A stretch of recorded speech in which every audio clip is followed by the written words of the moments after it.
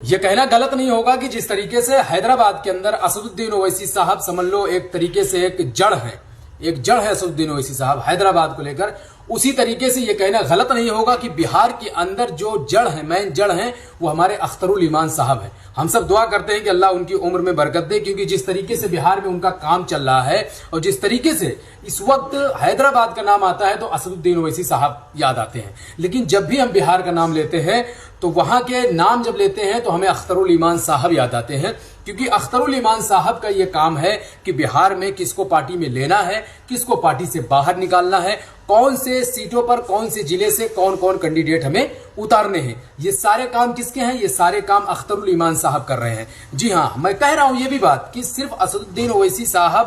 कहते हैं, बाकी पूरा जो काम को अंजाम देने वाले हैं वो हमारे अख्तरुल ईमान साहब बिहार के अंदर काम करते हुए नजर आते हैं। और बारहा लोगों ने इस बात को भी बोला है कि अख्तरुल ईमान साहब लोगों के घर जाते हैं, उनको मिलते हैं, और ये बिहार के ऐसे पहले नेता हैं जो इलेक्शन ही नहीं, इलेक्शन के बाद भी लोगों से कांटेक्ट रखते हैं और जुड़े रहते हैं। उनके कोई भी चीज हो, कोई भी काम हो, कोई ऐसे मामलात हो, कोई मतलब सुप्रीम कोर्ट के मामलात हो, कोई कोर्ट के मामलात हो, कोई ऐसे भी मामलात हो, तो अख्तरुल ईमान साहब बाकायदा उनके साथ खड़े रहते हैं। और यही वजह है कि जो बिहार के अंदर लोग, जनता जो है वो बाकायदा मजलिस के साथ जो खड़ी हुई नजर आ रही है, उसका यही